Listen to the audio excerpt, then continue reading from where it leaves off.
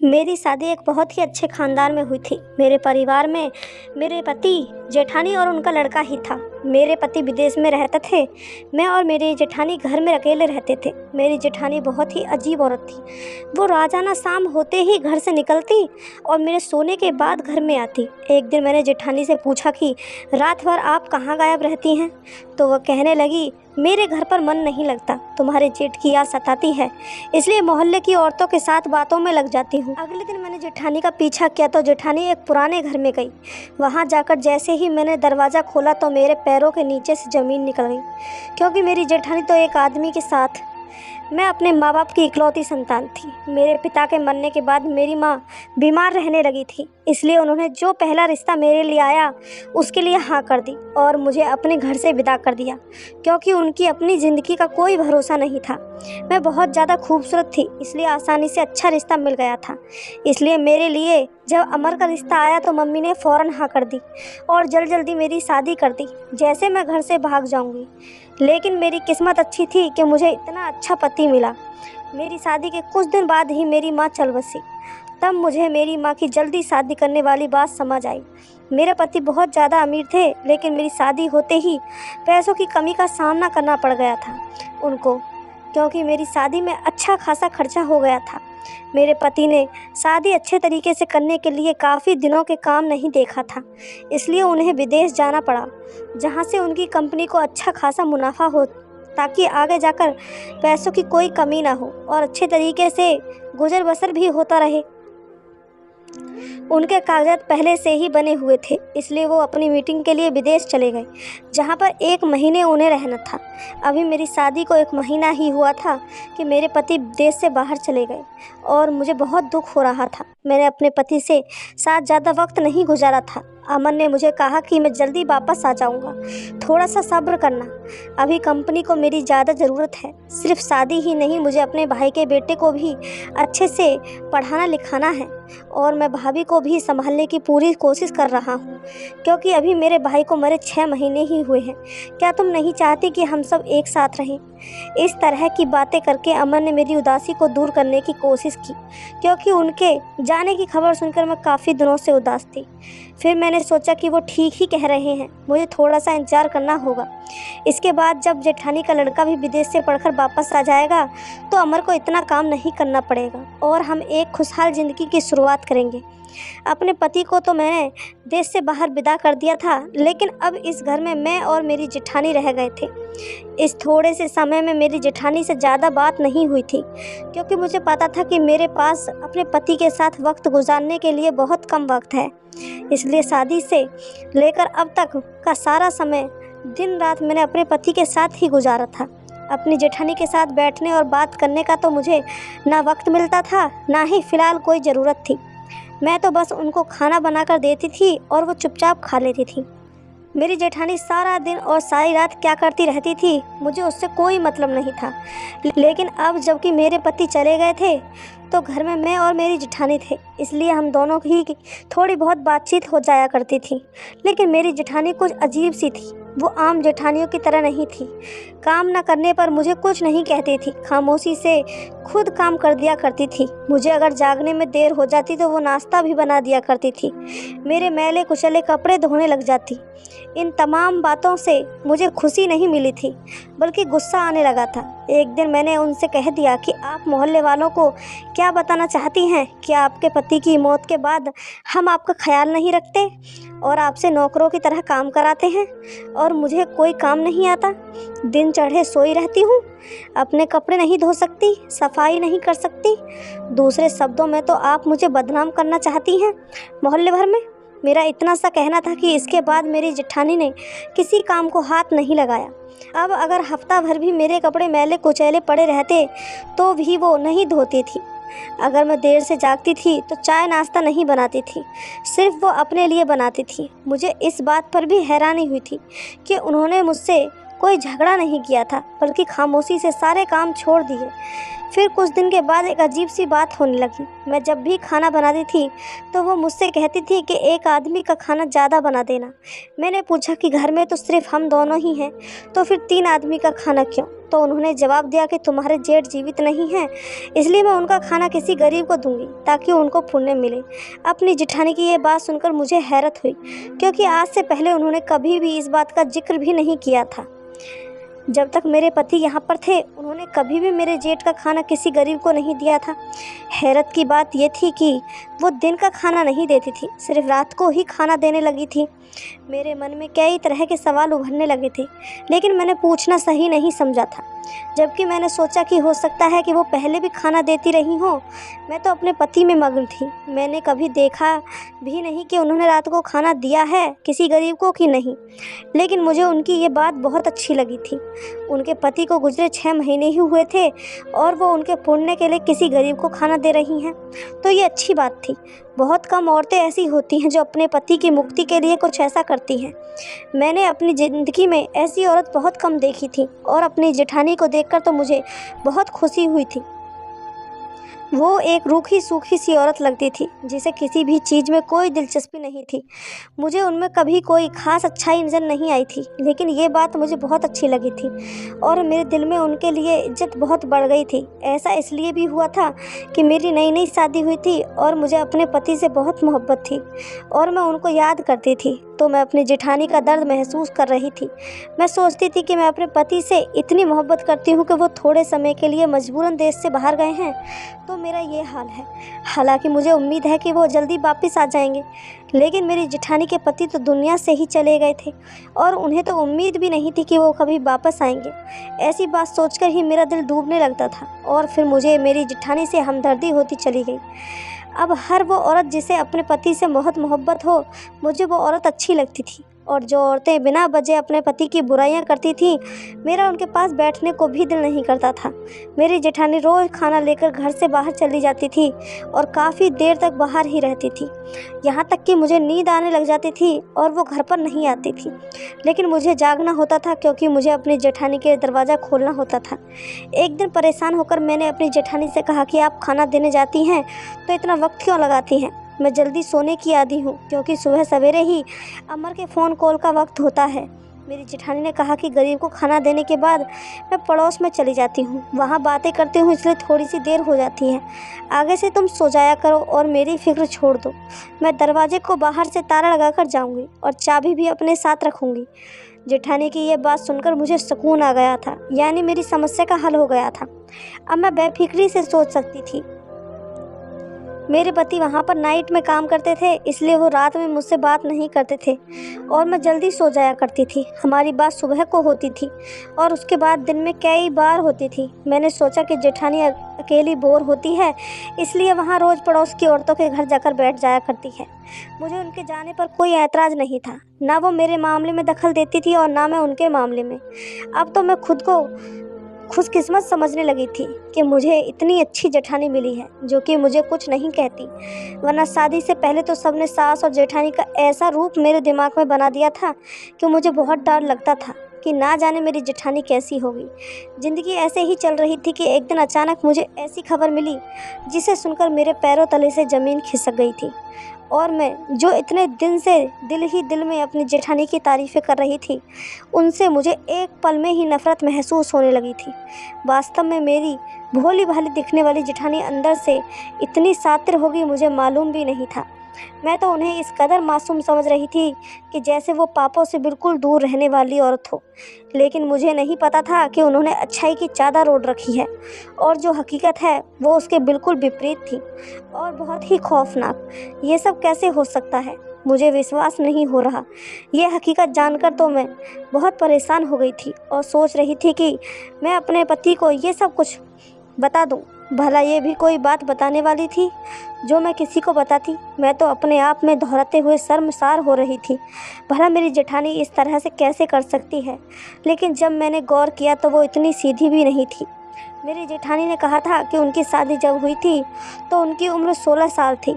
ये कोई हैरानी की बात नहीं थी, वाकई में ऐसा होता था और अब मेरी जेठानी 30 साल से कुछ ऊपर की होंगी, लेकिन उनकी तबीयत अक्सर ख़राब रहती थी, जिसकी वजह से ऐसा महसूस होता था कि उन्हें कोई परेशानी है। लेकिन कुछ दिन से मैंने ये भी देखा था कि उनके चेहरे पर एक बार फिर से रौनक आने लगी थी। एक दिन अचानक वो मेरे सामने चक्कर खाकर गिर पड़ी, तो मैं परेशान हो गई। मैंने उन्हें होश में लाने की पूरी कोशिश की और मेरी कोशिश करने पर ही वो जल्द ही होश में भी आ गई। मैंने उनसे पूछा कि आपको क्या हुआ है, तो उन्होंने कहा कि शायद कमज़ोरी से हो गया है। हाँ ठीक है, मैं आपको अस्पताल लेकर चलती हूँ। उन्होंने मुझे बहुत मना किया, लेकिन मैं नहीं मानी और मैंने रिक्शा पकड़ा और उनको पास के अस्पताल लेकर चली गई। पर आते ही वो एक बार फिर से बेहोश हो गई थी। मैं परेशान हो गई कि आखिर उनको हुआ क्या है। शायद वाकई उन्हें बहुत ज़्यादा कमज़ोरी आ गई है, या फिर गर्मी भी तो है। डॉक्टर ने कहा कि इनके कुछ टेस्ट होंगे। डॉक्टर ने उन्हें आराम का इंजेक्शन दिया और उनके खून का सैंपल लेकर कुछ टेस्ट किए। उनके होश में आने के बाद हम घर वापस आ गए, लेकिन अगली सुबह जब मैं रिपोर्ट लेने गई तो मेरे पैरों तले से ज़मीन खिसक गई, क्योंकि उस रिपोर्ट के मुताबिक तो मेरी जेठानी माँ बनने वाली थी। ये देखकर तो मेरा सर बुरी तरीके से चकराने लगा था कि ये सब क्या हो रहा है। मैंने जेठानी को कुछ नहीं बताया और बदनामी के डर से वो रिपोर्ट छुपा दी। मेरी जेठानी की तबीयत वैसे ही ख़राब थी। इस खराब तबीयत के बावजूद वह रोज़ की तरह खाना लेकर जाती थी। मुझे गुस्सा आ गया। मैंने कहा कि किस तरह का ड्रामा कर रही है ये औरत। मैं इनके पति से मोहब्बत देखकर बहुत प्रभावित हो गई थी, लेकिन मुझे नहीं पता था ये औरत इतनी गिरी हुई निकलेगी। अब तो मुझे यकीन हो गया था कि ये खाना देने के बहाने अपने आशिक से मिलने जाती थी। यकीनन खाना भी उसी को देती होंगी, बल्कि उसके साथ मिलकर खाती होंगी, क्योंकि वो बहुत सारा खाना निकाल कर ले जाती थी, जो कि 2 लोगों के लिए काफ़ी होता था। पहले मैंने इन चीज़ों पर ध्यान नहीं दिया था, लेकिन अब मैं सोचने पर मजबूर हो गई थी, क्योंकि बात ही ऐसी थी। मैंने फैसला किया कि मैं इस बात का पता लगा कर रहूँगी कि आखिर मामला क्या है और मेरी जेठानी रोज़ाना रात को कहाँ जाती है। मैंने सोचा कि मैं सारे पक्के सबूत इकट्ठे करूँगी, इसके बाद ही अपने पति को सारी बात बताऊँगी। मेरे पति को भी पता चले कि उनकी माँ समान भाभी ने कितनी अजीब हरकत की है। उम्र के इस हिस्से में आकर वो इस तरह का काम कर बैठी हैं। अगर जेठ जी जिंदा होते तो कोई कुछ नहीं कहता। मैंने जेठानी का पीछा करने की ठान ली थी। सोचा कि आज रात जब वो खाना लेकर बाहर जाएंगी तब मैं उनके पीछे जाऊंगी। लेकिन मुझे याद आया कि वो ताले की चाबी लेकर जाती थी और बाहर से ताला लगाकर जाती थी, क्योंकि मैंने ही उन्हें कहा था कि मुझे जल्दी नींद आ जाती है। उनका इंतज़ार करते हुए मुझे देर हो जाती थी। मैंने अपनी जेठानी से कहा कि वो आज के बाद बाहर से ताला लगाकर ना जाया करें। मुझे डर लगता है कि कहीं अगर घर में आग वगैरह लग गई तो मैं कैसे बाहर निकलूँगी। मेरी ये बात सुनकर जेठानी के चेहरे का रंग फीका हो गया था। मैंने महसूस किया था कि मेरी ये बात उन्हें अच्छी नहीं लगी थी। अब तो मुझे यकीन हो गया था कि दाल में कुछ काला है। जैसे ही मेरी जेठानी खाना लेकर बाहर गई तो मैंने अपने पुराने कपड़े पहने, जो कि शादी से पहले मैं इस्तेमाल करती थी और शादी के बाद भी इन कपड़ों को यादगार के तौर पर अपने साथ लाई थी। इन कपड़ों का इस्तेमाल मैंने इसलिए किया था ताकि मेरी जेठानी मुझे पहचान ना सके, वरना जो कपड़े मैं रोज़ इस्तेमाल करती थी उससे तो वो आसानी से मुझे पहचान सकती थी कि मैं उनका पीछा कर रही हूँ। रात के 10 बज रहे थे और गली सुनसान हो गई थी, क्योंकि मोहल्ले वाले जल्दी से सोने के आदी थे। मैं इस तरह से जेठानी का पीछा कर रही थी कि उनको थोड़ा भी शक ना हो कि कोई उनके पीछे है। वो शायद अपनी धुन में चलती जा रही थी। खाना हाथों में थामे हुए चलते चलते वो बहुत दूर आ गई थी। मुझे हैरानी हुई कि एक बीमार औरत इतनी दूर कैसे आ सकती है। फिर वो एक पुराने से घर में घुस गई, जो बहुत पुराना लग रहा था। मुझे डर था कि अंदर घुसते ही कहीं वो दरवाज़ा बंद ना कर दें, और उन्होंने वही किया। उन्होंने अंदर घुसते ही दरवाज़ा बंद कर दिया। लेकिन जब मैंने इधर उधर देखा तो मुझे एक खिड़की नज़र आ रही थी। मैं उसके पास जाकर खड़ी हो गई और मैं उस खिड़की से अंदर झाँक रही थी, तो मैंने वहाँ पर देखा कि वहाँ पर मेरी जेठानी का हम उम्र एक शख्स मौजूद था और मेरी जेठानी उससे बहुत खुशहाल माहौल में बातें कर रही थी। ना सिर्फ बातें कर रही थी बल्कि अपने हाथों से निवाले बनाकर उस शख्स को खिला रही थी। यह दृश्य देखकर तो मेरा ऊपर का सांस ऊपर और नीचे का सांस नीचे रह गया था कि ये सब क्या हो रहा है। यानी कि मेरी जेठानी रोज़ाना मुझसे झूठ बोलकर जाती थी कि वो गरीब बच्चों को खाना देने जाती है, जबकि वो यहाँ पर किसी अनजान आदमी के घर के अंदर आकर ना सिर्फ अपने हाथों से खाना खिलाती है बल्कि उससे खुश होकर बातें भी कर रही थी और काफ़ी वक्त लगाती है। यहाँ तक कि मैं सो जाती हूँ और जब मैं पूछती हूँ तो कहती है कि मोहल्ले की औरतों के साथ बैठती है। और मैं कितनी बेवकूफ़ थी कि मैंने उन सब बातों पर ध्यान देना तो दूर की बात है, कभी अपनी जेठानी पर ज़रा सा भी शक नहीं किया था। और मैं उसको एक अच्छी औरत समझती रही जो अपने पति की वफादार है और उनके पुण्य के लिए खुद गली में बाहर आकर गरीब बच्चों को खाना देती है। लेकिन अब बात सिर्फ खाना खिलाने की हद तक नहीं थी, ना ही किसी अनजान शख्स से बातें करने की हद तक थी, बल्कि बात तो इससे भी बहुत आगे निकल चुकी थी। मेरी जिठानी तो गर्भवती हो चुकी थी। अब तो मुझे यकीन हो गया था कि यही वो शख्स है जिसके साथ मेरी जिठानी का कोई चक्कर है। इसी वजह से वो खाना देने के बहाने यहाँ आती है। अब ये आदमी कौन है मैं नहीं जानती। मैं अंदर जाकर उन दोनों के मुंह पर उन्हें भला बुरा कहने जा ही रही थी कि मैंने अपनी जिठानी को कहते सुना कि बहुत जल्द वो दिन आएगा जब ये सारी जायदाद की मालकिन मैं होंगी। वो दोनों क्या समझते हैं कि ये सारी जायदाद मैं इतनी आसानी से उन्हें लेने दूंगी? जब अमर की शादी थी तभी मैंने बहुत सारे ऐसे काम किए जिसकी वजह से कंपनी को नुकसान हो और वह विदेश चला जाए ताकि उसकी कोई संतान ना हो सके और मेरे बच्चे इस पूरी जायदाद के अकेले मालिक हों। और रही बात उस लड़की की, तो वो अमर के आने से पहले मर चुकी होगी, क्योंकि धीरे धीरे असर करने वाला जहर मैं रोज़ उसके खाने में मिला देती हूँ। और बचा अमर तो उसे हम दोनों मिलकर ख़त्म कर देंगे और फिर मैं ये खबर पूरे गांव में फैला दूंगी कि अमर ने मेरे साथ संबंध बनाया और ये बात उसकी पत्नी को पता चली तो वह जहर खाकर मर गई। और अमर ये बदनामी सह नहीं पाया, उसने भी आत्महत्या कर ली और अब मैं उसके बच्चे की माँ बनने वाली हूँ। वो दोनों ये बातें बोलकर बहुत ज़ोर ज़ोर से हंसने लगे। मेरी तो जान ही निकल गई थी। मुझे ख्याल आया कि वो दोनों कहीं मुझे नुकसान न पहुँचा दें। मैं नंगे पाँव दौड़ती हुई अपने घर की तरफ भागने लगी। वो सोचकर पागल हुए जा रही थी कि ऐसा कैसे हो सकता है। मैंने फैसला कर लिया था कि मेरी जेठानी के घर आने से पहले मैं अपने पति को फ़ोन कर सब कुछ सच सच बता दूंगी। मैंने घर आते ही अमर को फ़ोन किया और सब कुछ बता दिया। अमर को तो बहुत गहरा सदमा लगा था। उन्होंने मुझे कहा कि तुम किसी से कुछ मत कहना, मैं सुबह तक इमरजेंसी फ़्लाइट से घर आ जाऊंगा। मैंने कहा ठीक है और मैंने अपने आप को अपने कमरे में बंद कर लिया। जैसे ही मेरी जेठानी वापस आई तो मुझे जागता देखकर थोड़ी चौंक सी गई और पूछा कि तुम अभी तक सोई नहीं? मैंने कहा नहीं, मुझे नींद नहीं आ रही। और मैंने मन में सोचा कि जिस औरत की जेठानी इतनी घटिया हो सकती है उसको भला कैसे नींद आएगी। और मैं अपने कमरे में ही बैठी रही। जब मैं सुबह कमरे से बाहर न निकली तो मेरी जेठानी मेरा नाश्ता लेकर ऊपर आ गई। नाश्ता देखकर ही मुझे जहर वाली बात याद आ गई और मैंने उनके हाथ से नाश्ता लेकर नीचे फेंक दिया। मेरी यह हरकत देखकर मेरी जेठानी हैरान होकर मुझे देखने लगी तो मैंने कहा कि मुझे इस तरह से ना देखें। मुझे सारी सच्चाई पता चल गई है कि आप खाना देने के बहाने कहाँ जाती हैं और किससे मिलती हैं और मुझे और मेरे पति को मारना चाहती हैं ताकि ये जायदाद तुम्हें मिल जाए। जब तुम्हारी सच्चाई तुम्हारे बेटे को पता चलेगी तो क्या होगा? और वो पूछेगा नहीं कि आपकी कोख में किसका पाप पल रहा है। मेरी जेठानी ने मुझसे कहा कि ये क्या बोल रही हूँ, तो मैंने उनकी मेडिकल रिपोर्ट उनके मुंह पर मारते हुए कहा कि ये सब मैं बिना वजह नहीं कह रही हूँ। ये आपकी मेडिकल रिपोर्ट है जिसमें बताया गया है कि आप गर्भवती हो चुकी हैं और अब मैं वो देख कर आई हूँ कि आप किसका पाप लिए फिर रही हैं। जेठानी ने वो रिपोर्ट उठाई और उन्हें पढ़ने लगी और ज़ोर ज़ोर से हंसने लगी कि उन्हें ये सब बताएगा कौन, तुम तो जब तक बचोगी नहीं। और उन्होंने उस आदमी को भी बुला लिया। वे दोनों मिलकर मुझे मारना चाहते थे। मैंने किसी तरह पूरे घर में भाग भाग कर अपनी जान बचाई, लेकिन मैं ज़्यादा देर तक नहीं बच सकी और उन्होंने मुझे पकड़ लिया और मुझे ज़बरदस्ती जहर पिलाने लगे। तभी अचानक एक आवाज़ आई, रुको। मैंने देखा मेरे पति दरवाजे पर खड़े थे।